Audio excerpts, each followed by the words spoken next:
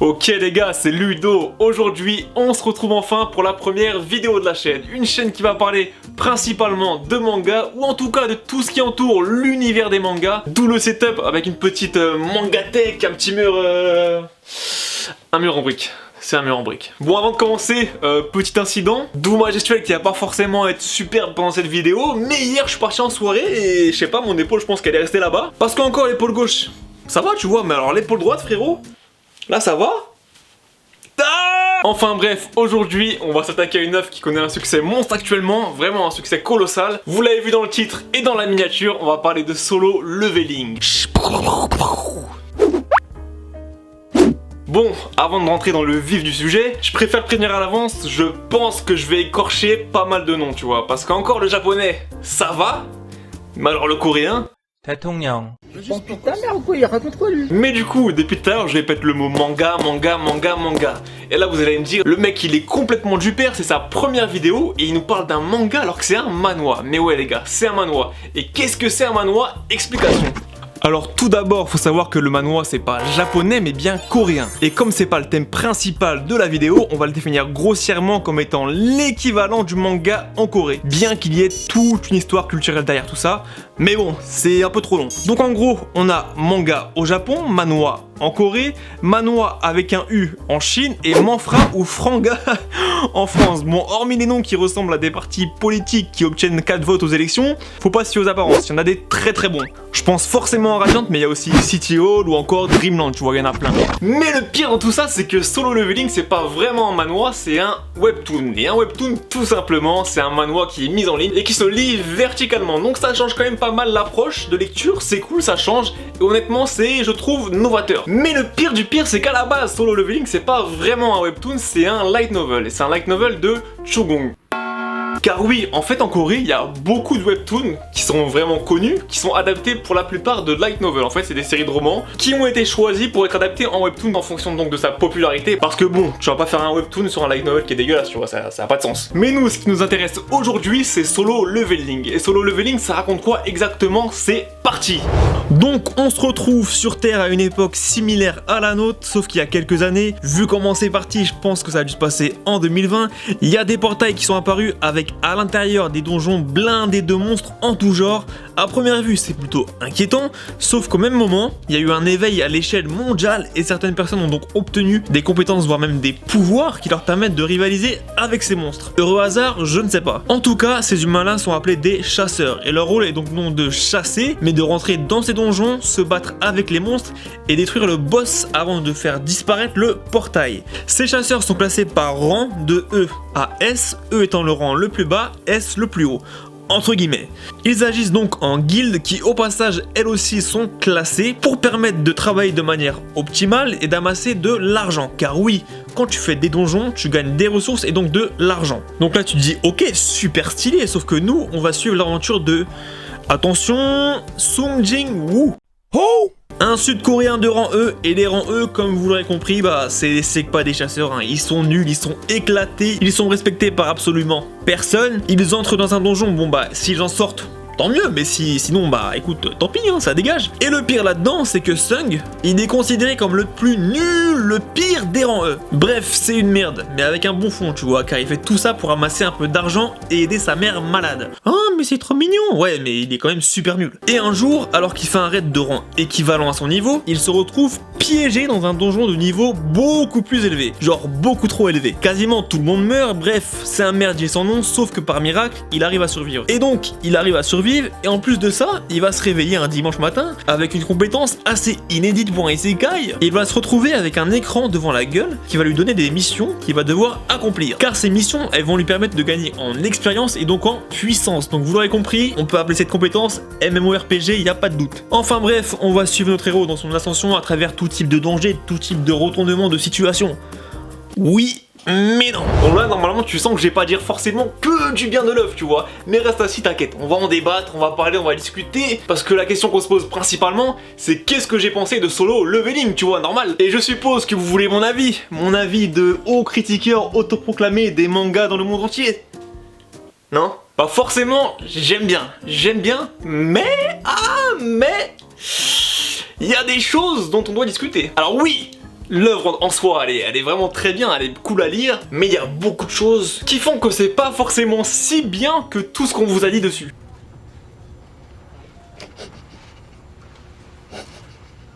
Alors en premier lieu, pour moi, le défaut vraiment majeur, c'est que Solo Leveling se classe pour ma part dans la catégorie des isekai. Et les isekai, frérot, bien que je vais quand même nuancer ce propos un peu plus tard. Mais en soi, c'est un isekai. Et les isekai, en fait, ce que je reproche clairement aux isekai en général, parce que vous l'avez compris, je suis pas un grand fan, mais pour quelle raison? Tout simplement parce que c'est souvent pareil et c'est souvent pareil.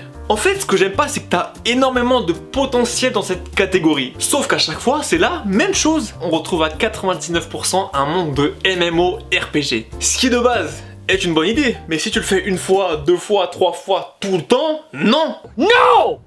No! Non! Alors que, comme je disais, il y a beaucoup de choses à développer. Tu peux créer des univers totalement différents, qui sont logiques, qui sont cohérents et qui sont stylés. Mais non, XP, MMORPG, ouais, super. Et c'est là que je me dis, ils se font pas chier en fait. Ils ont pas envie de se prendre la tête à créer un monde complexe, on va dire que vas-y, t'es dans un jeu vidéo au pire et ça passe. Mais... Bon, et du coup c'est bête hein, mais Solo Leveling c'est dans la catégorie ça passe même très bien. Mais la question c'est pourquoi? Pourquoi Solo Leveling, malgré que ça soit un isekai, ça fonctionne? Parce qu'ici en soi, le monde du MMORPG il s'applique pas au monde mais à un seul personnage. Donc là déjà on vient nuancer cette idée de isekai. Bon, voilà, vous m'avez compris. Mais le fait que ça soit individualisé et qu'on soit dans un monde qui est clairement similaire au nôtre, bah en fait ça change un peu tout. Parce qu'ici en fait on peut s'y refléter. Pas dans le sens forcément, il y a des portails et tout, bah oui parce que non. Mais dans le sens tu peux comparer ta société à leur société à eux. Et ça c'est un aspect super intéressant de Solo Leveling, mais vraiment. Voire même, je vais être dur hein, mais l'aspect le plus intéressant qui aurait dû être développé dans cette saison. Donc là vous allez me dire, donc là vous allez me dire mais attends t'as pas aimé l'œuvre? Et c'est pas vraiment question de ça. Alors oui j'ai vraiment adoré, c'est la première partie, le premier arc on peut dire, où ils sont donc dans l'épreuve, il se passe ce qui se passe et là on commence à aller dans le monde du MMORPG. Après honnêtement de ce moment là, alors qu'on va dire 70-80, j'ai pas trouvé ça transcendant tu vois. Alors oui c'est beau, il y a des combats, c'est magnifique etc. Mais en soi dans le fond, il n'y a pas grand chose. Alors que justement, en fait, dans l'arc 1, on t'annonce toute une hiérarchie de chasseurs et de guildes. Tu te dis c'est super intéressant dans le sens où en revenant à la comparaison à notre société actuelle, tu te dis que c'est comme si en fait tu commençais avec un salaire d'étudiant. Donc on va dire que t'es un moins que rien, bon j'abuse, c'est par rapport au fait que tu sois un rang E, tu vois. Et en fait, tu gravis les échelons, tu gravis, et donc forcément, tu prends conscience des choses en gravissant ces échelons. Sur le système en lui-même, la société en elle-même, sauf que là, on s'en fout mais royalement. On aurait pu voir Sung évoluer et donc réfléchir par rapport à cette évolution, par rapport à cette hiérarchie dans la société, mais non, lui Sung il en a strictement rien à cirer, il s'en bat les couilles hein, clairement. Et c'est dommage parce qu'on aurait pu voir ça comme une critique sur la société coréenne. Parce que oui, la société coréenne, t'as rien, bah t'es moins que rien, t'as tout. T'es un boss, tu vois. Sauf que l'auteur, il te le met en avant, et après, ah bah non, en fait... En plus, le fait que Sung devient de plus en plus cheaté, de plus en plus fort, tu peux te dire qu'il aura un impact à l'échelle de la Corée, mais aussi mondial. Et encore une fois, ça aurait pu être très intéressant. Sauf que pour l'instant, on voit pas les dangers qui pourraient arriver par rapport à ça. Alors qu'honnêtement, moi personnellement, il me fait flipper, hein. Je sais pas vous, mais sa manière d'être en fonction du niveau qu'il prend, en fait, j'ai l'impression, honnêtement, qu'il devient de plus en plus vide. Et c'est là que je me dis que ça peut être un très très gros danger par rapport à la société et le monde entier en fait. Mais en tout cas, c'est un sujet qui n'est pas abordé. C'est totalement mon hypothèse et ce que je pense de Monsieur Sung à voir par la suite. Et justement, en parlant du fait qu'il soit cheaté, on peut que se référer à un manga qui est One Punch Man. One Punch Man étant sorti en 2009 et Solo Leveling en 2016, et vu les ressemblances assez flagrantes concernant les deux œuvres, je pense honnêtement que Monsieur Churong s'est inspiré un peu de One Punch Man, faut le dire. Je sais pas vous, mais moi j'ai tilté quand Sung il a reçu sa première mission quotidienne. Sans pompe, sans abdos, sans squat, 10 km. Bon là y'a rien de méchant tu vois, je pense que c'est un clin d'œil. Mais au niveau de l'histoire, on a un perso qui devient vite imbattable, tu vois. Donc là, forcément, le comparatif, il est logique. Je pense qu'il a kiffé le manga et s'est dit, vas-y, je vais prendre le même point central, mais ça va être totalement différent. Et c'est le cas. Mais il y a plusieurs problèmes. Le premier, c'est que Saitama, ce petit chauve de la BAC, lui, il est cheaté depuis sa naissance. Alors que Sung, à la différence, c'est qu'il devient cheaté. Donc là, on a un parallèle qui devient super intéressant de base, tu vois. Au niveau de la vision des choses et de la prise de conscience. Sauf que là, on l'a pas. Sung, il évolue, il est quand même étonné. Mais pas plus que ça en fait. Sung le mec il nique des rangs S alors qu'avant il était rang E. Et bah ouais, normal quoi. Et je trouve ça encore une fois dommage, c'est que le perso il est vide. On aurait pu avoir vraiment un parallèle intéressant qu'on n'a pas parce que Saitama depuis qu'il est né il nique des merdes donc il s'en fout. Mais sauf que Sung lui non, c'est pas le cas. Mais il s'en fout quand même donc c'est, je sais pas, c'est un truc qui me dérange vraiment. On aurait pu se dire qu'il allait commencer à se rendre compte des choses et prendre conscience etc. et penser de manière on va dire logique. Et non. Il s'en bat les couilles. Et c'est là que vient le deuxième problème, tu vois, parce que certes, quand tu lis One Punch Man, tu sais qu'il va niquer tout le monde, mais c'est pas vraiment pour ça que tu le lis. Tu lis ça parce que c'est cool, c'est marrant, c'est divertifiant. Alors que Solo Leveling, il a pas cet aspect marrant, c'est vraiment très sérieux. Sauf que si t'as pas de fond, ou alors un côté humoristique comme One Punch Man, bah c'est compliqué. Ce qui aurait pu être intéressant, c'est de voir l'évolution du personnage. Sauf que l'évolution, bah écoute, elle passe super vite en, on va dire, 30 scans, j'abuse. Il est déjà en S. Donc on perd tout cet attrait de voir le personnage grandir de plus en plus. Alors par contre, je pense que c'est aussi une bonne chose dans le sens où si ça avait été trop long, ça aurait été trop ennuyant de voir un mec qui sait pas stab évoluer au fur et à mesure pendant au moins 100 scans, tu vois. Flemme. Mais c'est justement là je pense que l'auteur arrive à faire kiffer autant de monde, tu vois. Le système des chasseurs, le fait qu'il XP super rapidement, le système de guildes, le système de nations, l'aspect gore du manga, l'action qui on peut le dire elle est vraiment constante. Les dessins qui sont magnifiques, les dessins honnêtement le mec il gère totalement le mode du webtoon. Le fait qu'il y ait zéro pitié, le fait que tu meurs, bah tu meurs, y a pas de je sais pas quoi, les Coréens ils blaguent pas hein. Je me rappelle d'ailleurs d'une scène où Sung il se fait piéger, tu vois. Retournement de situation, c'est lui qui a le couteau pour tuer la personne. Et dans beaucoup de mangas, honnêtement, il y aurait une petite musique de flashback, etc. Oui, en fait, c'est un gentil, tue-le pas, écoute, il aurait pas tué.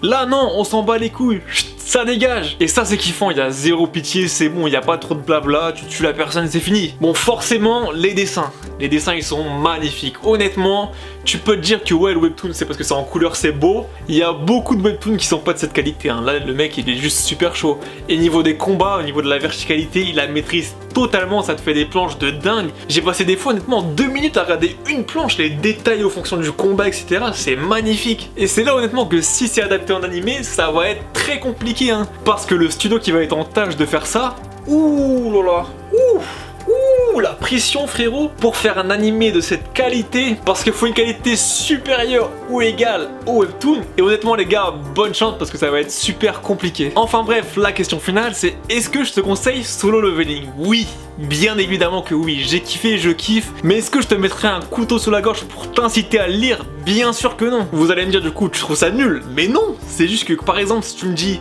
gros regarde la saison de Naruto Shippuden, c'est incroyable. Ou alors encore regarde la dernière saison de Game of Thrones, c'est un truc de dingue. Je vais regarder, je vais être hypé et je vais être déçu. Et bah là en fait on m'a survendu Solo Leveling, tu vois. Et donc forcément je m'attendais à un truc de fou, ce qui est pas vraiment le cas. Alors oui c'est très bien, mais honnêtement comme j'ai dit ça manque de fond. Et donc je pense que la saison 2 sera déterminante sur mon avis final on va dire. Parce que pour l'instant on va dire que c'est bon, c'est pas très bon, en tout cas de mon point de vue. Mais si dans la saison 2 il y a plus de profondeur et plus d'intrigue, là forcément je pense que ça va être du très lourd. En tout cas les gars c'est tout pour cette vidéo, lâchez un petit like, dites-moi ce que vous avez pensé de Solo Leveling, si vous êtes d'accord avec moi ou pas. En tout cas c'était Ludo, on se dit à la prochaine, portez-vous bien, lisez bien, peace.